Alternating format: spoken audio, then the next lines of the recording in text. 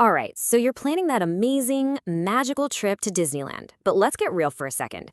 One of the biggest hurdles is finding a place to stay that doesn't completely drain your wallet. So today, we're taking a close look at a super popular budget option that's right in the thick of it, the Super 8 by Wyndham on Disneyland Drive. This is part of our Disneyland Hotel Diary series, where we dig into the real reviews, the good, the bad, and the kind of weird, so you can find the perfect home base for your adventure. Okay, so here's the game plan. First, we're going to talk about the all-important location. Then we'll peek inside the rooms. After that, we'll weigh all the perks against the quirks. And we'll wrap it all up with our final verdict and some super important pro tips. Let's jump right in. All right, first up, location. For a Disney trip, this is everything, right? It can make or break your day, from how you start your morning to how you're dragging your feet back late at night. So how does the Super 8 measure up? Well, looking at over 1,500 guest reviews, that's a lot. The location pulls in a really solid 4.2 out of 5. That sounds pretty good on paper, but what does a 4.2 actually mean when you've got your park gear and you just want to get to the gates? So here's the deal, and this is probably its biggest selling point. The hotel is literally next door to the Mickey and Friends parking structure, and that means you have direct access to the free tram that zips you right over to the park entrance. That is a huge, huge benefit. Now, you can walk it. It's about a 15 to 20-minute trek to downtown Disney. It's doable for sure. But let's be honest, that free tram is the real hero here. And this guest review really just hits the nail on the head. One person said, "Great pricing and very close to the park. I usually just drive in and park at Mickey and Friends. It's super quick." So yeah, when it comes to just pure, easy access to the park, the location is a definite win. Okay, so a great location is a fantastic start. But what about the room itself? The place you'll actually be crashing after 12 hours of walking? Is it a comfy spot to relax, or is it, well, just a place with a bed? And this is where things get a little interesting. Look at these numbers. The scores for the rooms, the cleanliness, and sleep quality, they're all kind of hovering right there in the middle, around a 3.5 or 3.6. They're not a total disaster, but nobody's writing home about them either. It kind of just screams mixed bag.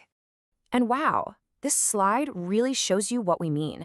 On the left, you've got the hotel's advertised photo. Looks fine, right? Standard stuff. But then, look at the photo on the right. This is a picture a guest actually took. You can see the flooring is lifting and damaged. This is a perfect example of that disconnect between what you hope you're getting and what you might actually find. And to really drive that point home, listen to what Jennifer, a recent guest, had to say. She wrote, "The rooms are not as advertised. The bathtub is peeling, the flooring is lifting and will catch your sock or foot." Yikes. Those are the exact kinds of maintenance issues that those middle-of-the-road scores are pointing to. Hey, just gonna jump in for a quick second. If you're finding this breakdown helpful for your Disney planning, it would be awesome if you could hit that subscribe button and give this explainer a like. It really helps us make more of these. Okay, back to it. All right, every hotel has its good points and its, let's call them quirks. This is where we break down the pros and cons to see if the value is really there at the Super 8. Okay, let's break this down. In the perks corner, we've got some heavy hitters. Free parking in Anaheim is huge. Plus, you get free Wi-Fi, a pool, and hot tub, and some guests even say you get a fantastic view of the fireworks right from the hotel. Pretty cool.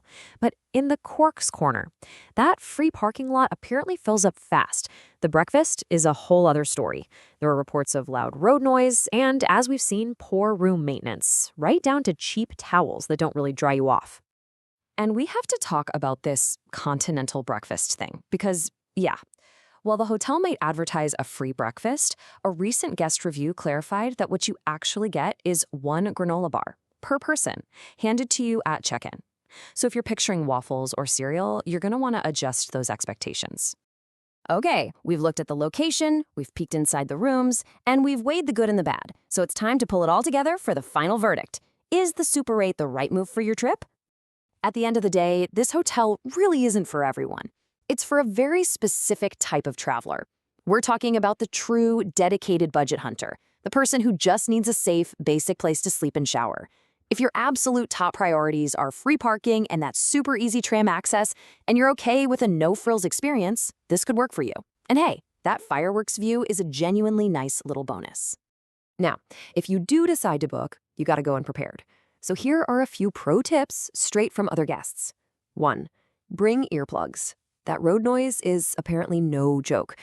2. Sign up for the Wyndham Rewards program. It might get you a small perk or two.